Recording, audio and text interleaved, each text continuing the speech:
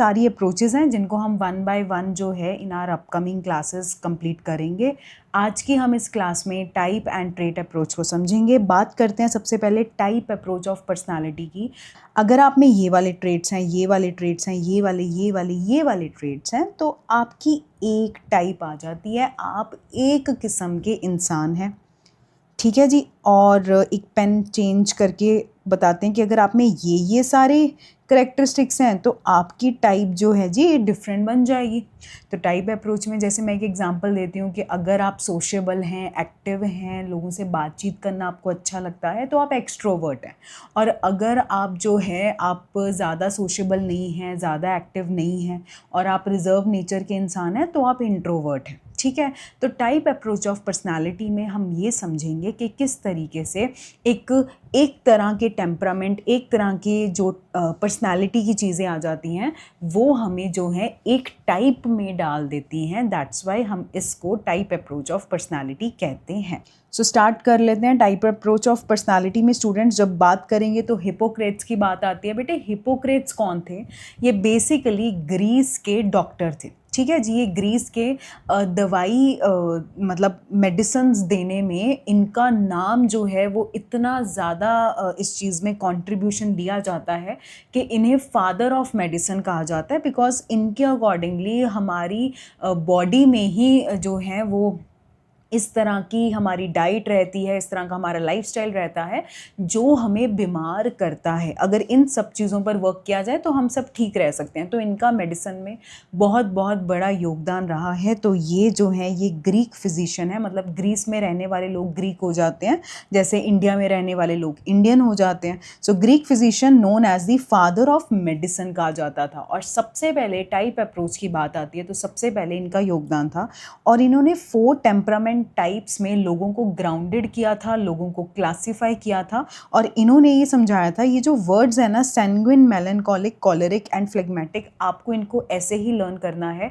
ये basically Greece में जो भाषा है उसी के अकॉर्डिंगली ये वर्ड्स हैं, तो इसलिए आपको थोड़े से ये डिफरेंट लग रहे होंगे। These are not English words, ये ग्रीस की ही लैंग्वेज के, उनकी ही भाषा के ये वर्ड्स हैं। तो इन्होंने ये 4 टेम्परामेंट्स दिए, 4 types the. That in types में मतलब अगर ये चीज़ें हैं तो एक इंसान जो है वो सैंग्विन हो जाता है, otherwise melancholic, otherwise choleric, otherwise phlegmatic. ठीक है जी। तो आपको इनके नाम ऐसे ही याद करने हैं क्योंकि एनसीईआरटी में इनमें डिटेल में बात नहीं हुई है। सो एग्जाम्स में भी आपसे ऐसी कोई उम्मीद नहीं रखी जाएगी कि आप इनमें डिटेल में लिख कर आओ। याद रखिए जितना आपकी टेक्स्ट बुक में गिवन है आपको उतना ही लिख कर आना है। अगर आप सोचो कि उससे ज़्यादा कुछ एक्स्ट्रा लिखेंगे और हमें एक्स्ट्रा मार्क्स मिल जाएंगे तो ऐसा कुछ नहीं है, वो जस्ट टाइम वेस्टेज की ही बात है। आप अपनी नॉलेज के लिए सर्च आउट कर सकते हो बट आपको लिखकर ये चीज़ें आनी है जो टेक्स्ट बुक्स में हैं। चलिए, तो हिपोक्रेट की बात के बाद हम बात करेंगे चरक संहिता की। तो जैसे हिपोक्रेट ग्रीक फिजिशियन है, फादर ऑफ मेडिसिन है, ऐसे ही बच्चे जो चरक हैं ये बेसिकली हमारे यहाँ के ऋषि मुनियों में माने जाते हैं और इन्हें फादर ऑफ आयुर्वेदा कहा जाता है। ठीक है। और इन्होंने चरक संहिता एक लिखी थी, बेसिकली कहने का मतलब टीचिंग्स गिवन बाय हिम, जिसमें इन्होंने ये कहा था, इन्होंने त्रिदोष और त्रिगुण की बात की थी। त्रिदोष में इन्होंने वात, पित्त और कफ की बात की थी कि हमारा टेम्परामेंट जो है वो वात, पित्त और कफ के अकॉर्डिंगली किस तरीके से हमारी बॉडी में क्या चीज़ें डाइजेस्ट होंगी, क्या आपको खाने का मन करेगा। ठीक है। ये वाली चीज़ें भी, और किस तरीके से ये आपके स्वभाव, आपके बिहेवियर, आपकी पर्सनालिटी को भी जस्टिफाई करते हैं। उसके बाद अगर हम त्रिगुण की बात करें तो त्रिगुण में सत्वगुण, राजस गुण और तामस गुण भी टाइपोलॉजी ऑफ पर्सनालिटी में 3 आ जाती हैं, जिसमें सबसे पहले हम बात कर लेते हैं सत्वगुण की। तो सत्वगुण में जो इंसान रहते हैं उनमें वो क्लीनलीनेस रहती है। ठीक है। मतलब वो आसपास की जगह भी साफ़ सुथरे रखते हैं, खुद को भी साफ़ सुथरा रखते हैं। जैसे आजकल काफ़ी लोग हैं, आपने देखे हैं, या बच्चे हैं जो कितने कितने दिन नहाते ही नहीं है। ठीक है। या संडे का दिन उन्होंने रखा हुआ है कि हमको नहाने की ज़रूरत ही नहीं है। तो ये सत्वगुण की एब्सेंस हम कहेंगे। सत्वगुण में एक इंसान नहा धो के अपना साफ़ सुथरे रहने में विश्वास करता है, अपनी आसपास की जगह डिसऑर्गेनाइज नहीं रहती, साफ़ सुथरी रहती हैं। ट्रुथफुलनेस होते हैं, सच्चाई इनमें बहुत ज़्यादा रहती है, ये सच्चे होते हैं, ट्रुथफुलनेस होते हैं। ड्यूटीफुलनेस मतलब अपने कर्तव्य का पालन करने वाले, जो भी इन्हें पता है कि इनकी ड्यूटी है, पढ़ना है, वर्क करना है, जो भी है ये इसको पूरे दिल से निभाते हैं। डिटैचमेंट एंड डिसिप्लिन का मतलब ये है कि मटीरियलिस्टिक वर्ल्ड से ये डिटैच रहते हैं, चीज़ें इनको जो है अपनी तरफ नहीं खींच पाती हैं। अगर इन्हें कोई चीज़ें पसंद आती हैं इसका मतलब ये नहीं है कि ये उनके साथ अटैच हो जाते हैं, चाहे वस्तु हैं, चाहे इंसान है, चाहे कुछ भी है, ठीक है। ये उससे जो है वो डिटैच रहते हैं, अटैच नहीं रहते। समझ रहे हो ना आप ये चीज़। उसके बाद है डिसिप्लिन। डिसिप्लिन इनमें होता है सुबह एक टाइम पर उठने का, अपना वर्क करने का, हर एक चीज़ का ये डिसिप्लिन लेते हैं। ज़िंदगी में इनके डिसिप्लिन रहता है। तो ये जब चीज़ें हमारे में हाई होती हैं दैट मीन्स हम सत्व गुण के अंडर आते हैं। राजस गुण की बात कर लेते हैं। तो राजस गुण में इंटेंसिव एक्टिविटी, मतलब सुबह से लेकर रात तक दौड़ धूप भाग ये चीज़ें रहती हैं। एवरीडे बहुत बहुत बहुत ज़्यादा एक्टिविटी कर रहे हैं, बहुत वर्क कर रहे हैं, क्योंकि बहुत पैसा कमाना है या बहुत अच्छे मार्क्स लेने हैं, तो वेरी वेरी इंटेंसिव एक्टिविटी कुछ भी कर रहे हैं। Desire for sense gratification. Sense का मतलब है हमारा नोज़, सेंसरी ऑर्गन्स, हमारा नोज़, हमारा टंग, हमारी स्किन, हमारी आईज़, हमारी ईयर। तो इनकी ग्रैटिफिकेशन मतलब इनकी सेटिस्फैक्शन, ये प्लीज़ आप यहाँ पर ना लिख लीजिए। तो स्टूडेंट्स, आप अगर साइकोलॉजी आपके पास देखी है ना, तो आपको ये पता होना चाहिए, एक सेकेंड, दैट ग्रैटिफिकेशन का जो मीनिंग है दैट इज़ सेटिस्फैक्शन। बट आपको टर्म ग्रैटिफिकेशन ही यूज़ करनी है, साइकोलॉजी में यही यूज़ की जाती है। तो सेंस की सेटिस्फैक्शन की डिज़ायर इनमें होती हैं, इच्छाएं होती हैं। अच्छा मोबाइल फ़ोन हो, अच्छा बैठने उठने के लिए जगहें हों, अच्छा सुनने के लिए कानों में संगीत हो, ये अच्छा खाने के लिए बहुत अच्छा खाना हो, ये क्या खाना है, ये कैसा है, ये सारी चीज़ें रहती हैं। डिससेटिस्फैक्शन इनमें रहती हैं, चीज़ें इनको डिससेटिस्फाई कर देती हैं, निराशावादी हो जाते हैं, दुश्मनी वाली भावना और मटीरियलिस्टिक होते हैं कि बहुत ज़्यादा भौतिकतावादी है, बहुत ज़्यादा चीज़ों को इकट्ठा करना है, मटीरियल को इकट्ठा करना है, गाड़ी हो, बंगला हो, ये सब चीज़ें हों। ये सब चीज़ें जब हमारे मन में हैं तो हम आ जाते हैं राजस गुण में। उसके बाद आ जाता है तामस गुण। तो जो तामसी इंसान होता है उसमें गुस्सा बहुत ज़्यादा है, एरोगेंस। एरोगेंस समझ गए कि मैं कुछ हूँ, सेल्फ सेंटर्ड वाली जो है अपने अंदर ये सारी चीज़ें रहना, ठीक है। डिप्रेशन, लेजीनेस, हेल्पलेसनेस रहता है, ठीक है। ये सारी चीज़ें इनमें आ जाती हैं। अब मेरी बात सुनिए, ये कहीं ना कहीं सारे ही गुण हमारे अंदर प्रिवेल करते हैं, लेकिन जो सबसे ज़्यादा होते हैं उनमें माना जाता है कि वो वाली हमारी टाइप हो जाती है और वो हमारे में ज़्यादा होती है। हम राजसी स्वभाव के हैं, हम सात्विक इंसान हैं, या फिर हम तामसी वाले हैं, तो वो सारी चीज़ें इनमें आ जाती हैं। अब ये क्या हो गया ना, ये देखो, अब ये वही चीज़ होगी ना कि अगर ये 1 2 3 4 5 ये पांचों चीज़ें, तो इंसान को तामस गुण में डाल दो, तो एक टाइप में डाल दो, ठीक है जी। अब हम नेक्स्ट बात कर लेते हैं शेल्डन की। तो शेल्डन में आ जाता है, शेल्डन में स्टूडेंट्स इन्होंने बॉडी टाइप के हिसाब से ना शेल्डन ने क्लासीफाई किया कि जो लोग मोटे हैं, सॉफ्ट हैं, राउंड है, वो स्वभाव से कैसे होंगे। They are relaxed and they are sociable. लोगों से बातचीत करना, रिलैक्स रहना, ज़्यादा टेंशन वेंशन मत लेना, इस तरह का इनका स्वभाव होता है। और इन लोगों को उन्होंने एंडोमॉर्फ्स कहा। फिर आ जाते हैं मेसोमॉर्फ्स। मेसोमॉर्फ्स में इन्होंने कहा कि ये लोग दिखने में मस्कुलेचर होते हैं, मसल्स वगैरह बिल्डअप होती हैं, रेक्टेंगल शेप के होते हैं, स्ट्रॉन्ग बॉडी बिल्ड होता है। और टेम्परामेंट में ये लोग कैसे होते हैं, they have a very good energy and they are courageous, brave होते हैं। एक्टोमॉर्फ्स में इन्होंने कहा दैट ये लोग जो हैं पतले हैं, लंबे रहते हैं, फ्रेजाइल से होते हैं, बेचारे नाजुक से हैं, ठीक है। तो इसमें इन्होंने कहा कि थिन हैं, पतले हैं, लंबे हैं और नाजुक से रहते हैं। और अगर हम इनके टेम्परामेंट की बात करें तो ये लोग दिमाग वाले होते हैं, आर्टिस्टिक और इंट्रोवर्ट होते हैं। इंट्रोवर्ट जो रिजर्व रहते हैं, ज़्यादा किसी से बातचीत नहीं करते, ज़्यादातर अपना चुप रह के अपने वर्क में ध्यान देते हैं और ज़्यादा आना जाना सोशेबल वाली चीज़ें में नहीं रहती, ठीक है जी। अब इसको आपने कैसे याद रखना है, बिकॉज शेल्डन का अक्सर 1-2 नंबर में आ जाता होता है। देखिए, इसको याद करना तो बहुत इजी है। M for mesomorph, M for musculature. तो आपको इतना याद आ गया, आपको सारा याद आ जाएगा, ठीक है। अब एंडोमॉर्फ और एक्टोमॉर्फ को आपको कैसे याद रखना है, आप ये याद रखिए कि सी से ये क्या है, ये अंदर की तरफ कर्व है, तो ये पतले हैं, लॉन्ग है और फ्रेजाइल है। और डी क्योंकि बाहर निकला हुआ है, तो ये फैट है, सॉफ्ट है और राउंड है, ठीक है जी। उसके बाद हम बात करते हैं कार्ल योंग की। तो कार्ल योंग ने बच्चे 2 चीज़ें, 2 टाइप्स में, इनकी जो क्लासिफिकेशन थी वो 2 टाइप्स की थी, that is introvert and extrovert. और इंट्रोवर्ट में इन्होंने कहा कि लोग अकेले रहना पसंद करते हैं, दूसरों को अवॉइड करते हैं, एंड दे आर ऑफ शाई नेचर, शर्मीले नेचर के होते हैं।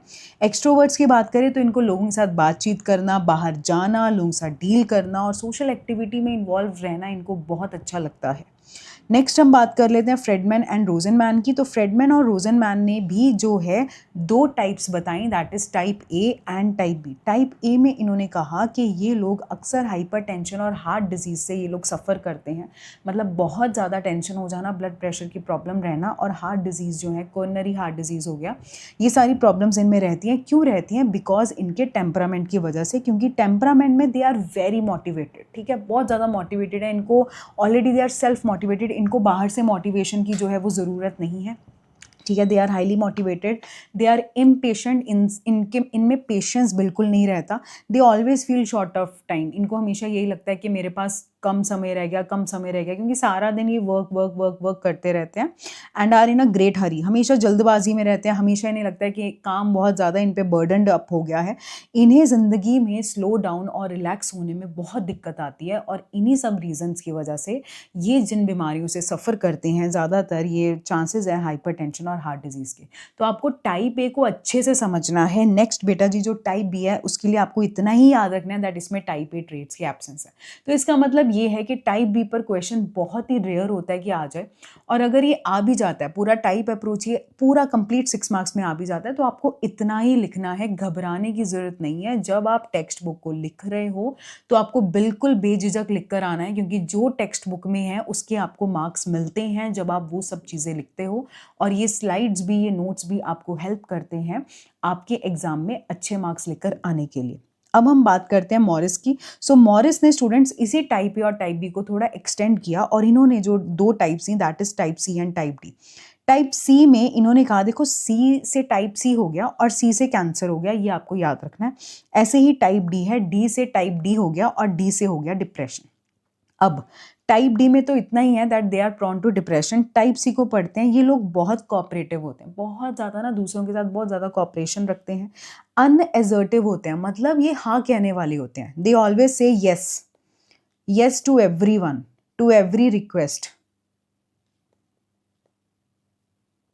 तो जो लोग हर किसी की हर रिक्वेस्ट को हाँ हाँ करते चले जाते हैं, मानते चले जाते हैं, ये कर दो, ऐसे कर दो, ऐसे कर दो, तो ऐसे लोग अनएजर्टिव होते हैं। They are patient, they have a patience. यहाँ पेशेंट्स का मतलब वो वाला डॉक्टर पेशेंट वाला नहीं है, यहाँ पर पेशेंट का मतलब है कि इनमें बहुत ज़्यादा पेशेंस होती है। अपने नेगेटिव इमोशन सप्रेस करते हैं, क्योंकि दुखी भी हो जाते हैं, परेशान भी हो जाते हैं, उदास हो जाते हैं, रोने जैसा लगता है, लेकिन इन चीज़ों को दिखाते नहीं है किसी के आगे, छुपा लेते हैं, ठीक है जी। And they show compliance to authority, and they feel कि नहीं ये सामने वाला इंसान मेरी अथॉरिटी में है, मेरे से हायर है, चाहे घर परिवार में है चाहे बाहर है, तो उस चीज़ को चलते इनके दिमाग में ही रहता है कि मैंने कंप्लाई करना है, मतलब कि मैंने मानना है, मैंने जो भी आज्ञा मुझे मिलती जा रही है मानते जाना है, चाहे वर्क प्लेस पे बॉस है, चाहे घर में इनसे बड़े हैं, ये सबको इस तरीके से जो है हाँ हाँ करते हैं, कोऑपरेटिव रहते हैं। तो इन चीज़ों के चलते इन लोगों में ये भी देखा गया था जब तब सर्च हुई थी दैट इन लोगों में कैंसर होने के भी सबसे ज़्यादा चांसेस रहते हैं। बस यही हमारी टाइप अप्रोच थी। इन वर्ड्स को, इन सब एक्सप्लेनेशंस को लिख कर आओगे, आपको 6 में से 6 मार्क्स 101% मिलेंगे, ठीक है जी। अब हमारी टाइप अप्रोच हो जाती है कंप्लीट। अब हम पढ़ेंगे ट्रेट अप्रोच ऑफ पर्सनालिटी। अब टाइप और ट्रेट अप्रोच में क्या फ़र्क है? देखिए टाइप में ये था, जैसे मैंने आपको समझाया कि आप में ये चीज़ें हैं, आप कोऑपरेटिव हैं, आप अनएजर्टिव हैं, आप कंप्लायंस टू अथॉरिटी दिखाते हैं, ठीक है, आप अपने नेगेटिव इमोशंस को सप्रेस कर लेते हैं, तो आप टाइप सी में आ रहे हैं एज पर मॉरिस।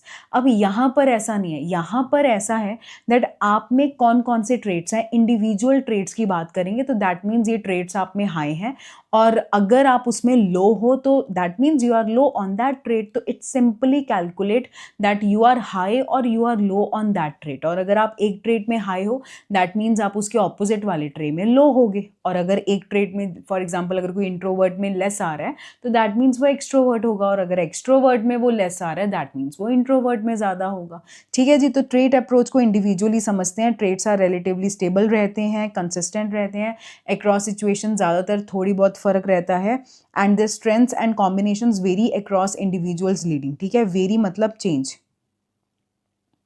ठीक है जी। तो ये चेंज हो जाते हैं, इनकी जो स्ट्रेंथ और इनका जो कॉम्बिनेशंस हैं, जो कॉम्बिनेशंस ऑफ ट्रेट हम कैरी करके चलते हैं, ठीक है, इनकी स्ट्रेंथ में मतलब कि कोई बहुत ज़्यादा हाई होगा, कोई किसी में हम कम होंगे, किसी में हम ओके ओके होंगे, अग्रीबलनेस, बहुत सारे ट्रेट्स हैं। हम सब चीज़ों की बात करते हैं बारी बारी से। फर्स्ट हम बात कर लेते हैं ऑलपर्ट ट्रेट थ्योरी की। तो पूरा नाम है इनका गॉर्डन ऑलपर्ट। तो गॉर्डन ऑलपर्ट ने जो ट्रेट थ्योरी दी थी, तो ये एग्जाम में क्वेश्चन आ जाता है on the base of some और the other case study.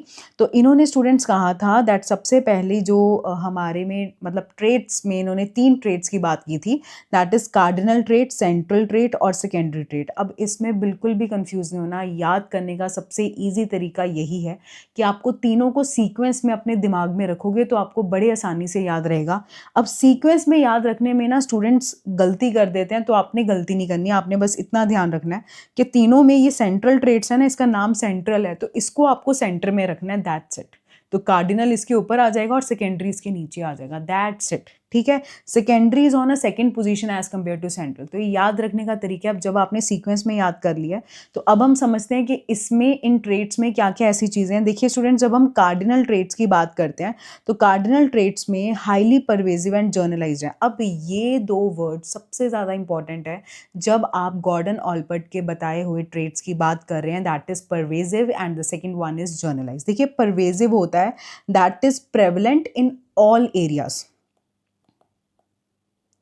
In all areas, in all segment, आपकी बातों में, आपकी हाव भाव में, आपके वे ऑफ लिविंग में, आपका मतलब आपका ज़िंदगी के हर क्षेत्र में, हर एरिया में, हर हर हर एक चीज़ में, मतलब आपका रहने सहने में, आपका बोलने में, उठने में, बैठने में, हर चीज़ में ऐसे ट्रेट्स दिखाई देते हैं।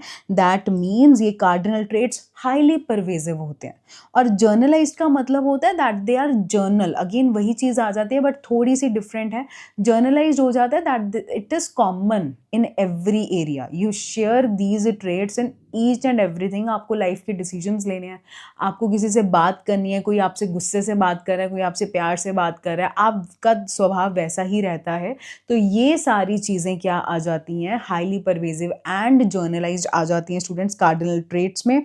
तो यहाँ पे है महात्मा गांधीज नॉन वायलेंस जो था, या हिटलर का नाजिज्म अगर हम बात करें तो this is the perfect example कि जो उनका नॉन वायलेंस वाला था महात्मा गांधी जी का, तो चाहे प्रोटेस्ट करना होता था, चाहे कुछ भी था, ठीक है, हर एक चीज़ में ये नॉन वायलेंस वाली ही चीज़ रखते थे। चाहे नो डाउट सामने वाला, मतलब ये भी कहते थे कि सामने वाला आपको एक थप्पड़ मारा है तो आप दूसरा गाल आगे कर लो, बट आपने उसको अलग अपने आप से थप्पड़ नहीं मारना।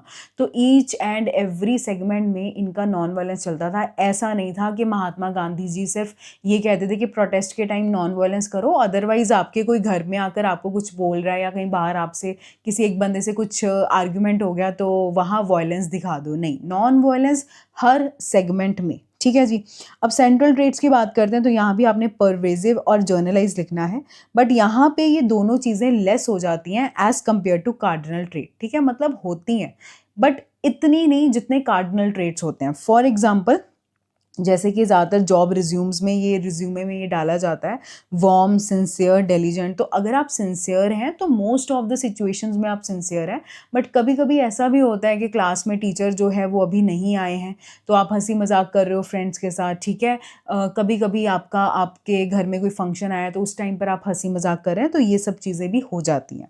सेकेंडरी ट्रेट्स में भी आपने, अब सेकेंडरी ट्रेट में आपने परवेजिव वर्ड तो डालना ही नहीं है, ठीक है, क्योंकि ये आपके हर एक चीज़ में या किसी किसी चीज़ में कहीं पर भी नहीं आते। जस्ट जर्नलाइज की बात करेंगे और जर्नलाइज में भी ये लीस्ट जर्नलाइज होते हैं। For example, if you prefer to wear ethnic clothes, ठीक है, या आप लाइन में खड़े खड़े इम्पेशेंट हो जाते हैं, या if you like mangoes, like text book में आपके एग्जाम्पल दी है, तो ये सब सेकेंडरी ट्रेट्स हैं। If you like mangoes it doesn't mean कि आपको पूरा साल मैंगो चाहिए, ठीक है। If we like something to eat, ठीक है, आपको राजमा चावल अच्छे लगते हैं, आप तीनों टाइम खा लोगे, आप एवरी टाइम खा लोगे, आप किसी रिश्तेदार के घर जा रहे हो उसको भी कह रहे हो भाई यही रेसिपी बनाना, आप शादी में भी जा रहे हो तो वहाँ पे भी आप यही ढूंढ रहे हो, ऐसा तो नहीं ना। एक टाइम के बाद आकर यू विल फील कि बस यार अब अब टेस्ट नहीं आ रहा, बस दैट्स इट, हो गया। So that's why these are least generalist. अगर आपको एथनिक क्लोथ्स डालने अच्छे लगते हैं तो आप इन ओकेजन्स में डालते हो, अपने घर में कुछ फंक्शंस हैं, ठीक है, तो आप उसमें वियर करते हो, बट आप ऐसा नहीं है कि आप पूरा टाइम उन चीज़ों को डालते हो। तो आई होप अब आपको गॉर्डन ऑलपर्ट के ये तीनों ट्रेड्स जो हैं वो क्लियर हो गए हैं। तो अब नेक्स्ट बात कर लेते हैं कैटल के पर्सनालिटी फैक्टर्स की। तो it is given by Raymond cattle. तो हमने इसके पहले जो मैंने फर्स्ट क्लास अपलोड की है तो उसमें हमने असेसमेंट में सेल्फ रिपोर्ट मेजर में वो कैटल का ही था जो हमने 16 पर्सनालिटी फैक्टर क्वेश्चनर पढ़ा है। तो यहाँ पर हम इनकी सबसे पहले थ्योरी समझते हैं, क्योंकि थ्योरी पहले आई है और उसके बाद इन्होंने क्वेश्चनर्स अपने दिए हैं। तो इन्होंने एक स्टैटिस्टिकल टेक्निक लगाया जिसको फैक्टर एनालिसिस कहते हैं, और फैक्टर्स को एनालाइज करके कि एक इंसान में क्या क्या फैक्टर्स हो सकते हैं, ये सारा इन्होंने पता लगाया, सब रिसर्च किया, सब जांच पड़ताल किया, और तो ये जो स्टैट्स लगाया, ये जो टेक्निक लगाया, इसको हम फैक्टर एनालिसिस कहते हैं। तो इन्होंने 16 प्राइमरी और सोर्स ट्रेड्स को ढूंढ निकाला। अब ये जो सोर्स ट्रेड्स हैं, ये इन्होंने कहा that these are stable and these are the building blocks of personality and surface traits are due to interaction of source traits. तो इन्होंने क्या कहा कि सोर्स ट्रेड्स में आपस में इंटरेक्शन होती है, तो जो ट्रेड्स निकल कर आते हैं, those traits are term to be the surface traits. उन्होंने एक टेस्ट डेवलप किया और इन्होंने 16 पर्सनालिटी फैक्टर क्वेश्चनर का, जो अभी हमने इसके प्रीवियस क्लास में स्टडी की है, वो इन्होंने डेवलप की for the assessment of personality. तो वहाँ पर जब आप देखोगे तो वहाँ पर क्वेश्चनर में 32 ट्रेड्स लिखे और यहाँ पे 16 लिखे है, तो कंफ्यूज नहीं होना। जो 16 इन्होंने सोर्स ट्रेड्स निकाले ना, प्राइमरी और सोर्स ट्रेड्स, इनका जब ऑपोजिट ले लोगे, फॉर एग्जाम्पल 16 सोर्स ट्रेड्स में एक इंट्रोवर्ट आ रहा है, ठीक है, अब इसका ऑपोजिट आप एक्सट्रोवर्ट मान लो, तो जब आप क्वेश्चनर देखोगे तो 16 लिखे हुए हैं और उनके ऑपोजिट जो आ जाते हैं तो ये टोटल 32 हो जाते हैं। चलिए अब आइजेंग की बात करते हैं। तो आइजेंग्स थ्योरी में डेवलप्ड बाय एच.जे. आइजेंग, तो ये भी हमने जो है इसी में ही सेल्फ रिपोर्ट मेजर में ही पढ़ा है। तो इनिशियली इन्होंने 2 डायमेंशंस दी थी। अब यहाँ पर हम डिटेल में समझते हैं। तो सबसे पहले इन्होंने 2 डायमेंशंस दी थी। अब एक और बात, कभी आपको एग्जाम में आ जाए दैट इनकी 2 इंपॉर्टेंट डायमेंशंस आपको बतानी है, तो आपको neuroticism versus emotional stability, extroversion versus introversion बतानी है। 2 इंपॉर्टेंट डायमेंशंस आ जाए तो भी आपको ये लिख कर आना है। इनिशियली कौन से 2 डायमेंशन थी तो भी ये लिख कर आना है। अगर ऐसा कुछ नहीं है, सिंपली कहा है कि आइजेंग का जो है आप डायमेंशंस दीजिए, तो आपको तीनों की तीनों डायमेंशंस देनी है, क्योंकि तीनों डायमेंशंस इन्होंने ही दी है। एक बात ये जिसमें स्टूडेंट्स कंफ्यूज हो जाते हैं, आई होप अब आपको क्लियर हो गई है। दूसरी बात सुनो, दैट ये पूरी मिलाकर एक डायमेंशन है, इसमें कुछ भी कंफ्यूजन नहीं रहनी चाहिए। सेम ऐसे ही एक्सट्रोवर्जन वर्सेस इंट्रोवर्जन, ये पूरा मिलाकर जो है वो एक डायमेंशन है। चलिए तो अब हम बात करते हैं न्यूरोटिसिज्म वर्सेस इमोशनल स्टेबिलिटी की। तो जो लोग हाई होते हैं न्यूरोटिसिज्म में, दे आर एंग्शियस, ठीक है, बहुत जल्दी टेंशन हो जाते हैं, दे आर मूडी, अपने मूड के हिसाब से चलते हैं, टची, छोटी छोटी बात में इनको परेशान हो जाते हैं, डिस्ट्रेस हो जाते हैं, इरिटेट हो जाते हैं, और इमोशन वाइज हम कहीं अनस्टेबल रहते हैं, कभी बहुत खुश हो जाते हैं अचानक से, फिर दुखी हो जाते हैं, ये सारी चीज़ें रहती हैं। तो इनमें जो लो स्कोरर्स होते हैं न्यूरोटिसिज्म में, जो लो स्कोरर्स होंगे, दैट मीन्स लो स्कोरर्स का मतलब है जो लोग इमोशनल स्टेबिलिटी में हाई होंगे, ठीक है, तो इनके इमोशन स्टेबल रहते हैं, दे आर शांत person, they are even tempered, बहुत ज़्यादा गुस्सा हो गया, बहुत ज़्यादा उदास हो गया, ऐसा नहीं है, they are reliable and they are emotionally stable. Extroversion versus introversion की बात कर लेते हैं। Extroversion refers to people who are outgoing, active हैं, gregarious, they are impulsive, thrill seeking, thrillers होते हैं। और इंट्रोवर्जन की बात करें तो ये लोग एक्टिव का उल्टा पैसिव, ठीक है, वहाँ पर वो ग्रेगेरियस हैं तो यहाँ पर ये क्वाइट हैं, ठीक है, यहाँ पर ये पैर रख रख के संभल कर चलते हैं, कॉशियस रहते हैं और रिजर्व रहते हैं। लेटर इन्होंने थर्ड डायमेंशन ऐड की, दैट इज साइकोटिसिज्म वर्सेस सोशिएबिलिटी। तो साइकोटिसिज्म में हाई होते हैं। तो इन तीनों का वैसे मैंने आपको प्रीवियस क्लास में समझा दिया था, एक बार रिपीट कर देती हूँ। हॉस्टाइल का मतलब है दुश्मनी वाली भावना रखना, ईगोसेंट्रिक का मतलब है सेल्फ सेंटर्ड, मतलब मेरा काम पूरा होना चाहिए, मेरे एक्शंस का दूसरों पर क्या इम्पैक्ट पड़ेगा इस चीज़ का ना सोचना, एकदम सेल्फ सेंटर्ड होना। एंड एंटी सोशल मतलब समाज के अगेंस्ट चीज़ों को करना। अब स्टूडेंट्स हम 5 फैक्टर मॉडल ऑफ पर्सनालिटी के बारे में समझते हैं। सो 5 factor model of personality box में गिवन, और अक्सर स्टूडेंट्स की आदत होती है ना कि इसको वो स्किप करके चले जाते हैं, तो इसको स्किप नहीं करना। 5 फैक्टर मॉडल ऑफ पर्सनालिटी में आपको ये समझना है that Paul Costa and Robert McCrae ने इसको दिया था। तो इनमें ये 5 फैक्टर हैं, तो that is These are 5 factors. So first one is openness to experience. तो those who are high on this, ये imaginative होते हैं, they are very curious and they are open to new ideas. तभी नाम है ना openness to experience, ठीक है. और interested in cultural pursuits. इसके opposite क्या होंगे? cold और rigid से रहते हैं. extraversion we have already read, ये सारी extraversion आपको एक बार read out करना है. opposites होते हैं shy होते हैं. agreeableness होता है हाँ कर देने वाले, अग्री कर जाते हैं, जल्दी जल्दी मान जाते हैं. और इनके जो ऑपोजिट होंगे वो क्या होंगे? सेल्फ सेंटर्ड होंगे. पहले अपना देखेंगे फिर देखेंगे कि मुझे हाँ करनी है या नहीं. न्यूरोटिसिज्म की बात करें तो अभी जो आपने ऊपर आइजेंग का पढ़ा ना, आप वही वाले लिखाना, ठीक है जी. Opposites are well adjusted and calm. Conscientiousness की बात करें तो कंसेंशियसनेस वाले लोग जो हैं स्टूडेंट्स, ये अचीवमेंट ओरिएंटेड है. इनको लाइफ में अचीव करना है. They are dependable, they are responsible. Prudent, prudent का मतलब होता है समझदार. हार्ड वर्किंग होते हैं, सेल्फ कंट्रोल्ड होते हैं. ये खुद के इमोशंस को, खुद के बिहेवियर को कंट्रोल करके चलते हैं. एंड इनके जो ऑपोजिट्स होते हैं, दे आर इम्पल्सिव. इम्पल्सिव वो लोग होते हैं जिनको अभी चीज़ चाहिए, मतलब अभी मन में कुछ आया तो अभी के अभी हमें ये चाहिए ही चाहिए. तो स्टूडेंट्स, इसके बाद अभी हमने ये टाइप और ट्रेट अप्रोच इस क्लास में कंप्लीट कर लिया है. अब जो नेक्स्ट अप्रोचेस ऑफ पर्सनालिटी है, that we will going to cover up in the upcoming classes. तो आपको अच्छे से समझना है type approach, trait approach one of the most important topic है. सो आई होप दैट आपको ये क्लास अच्छे से समझ आई है. Till then keep learning, keep growing. Thank you for joining today's class.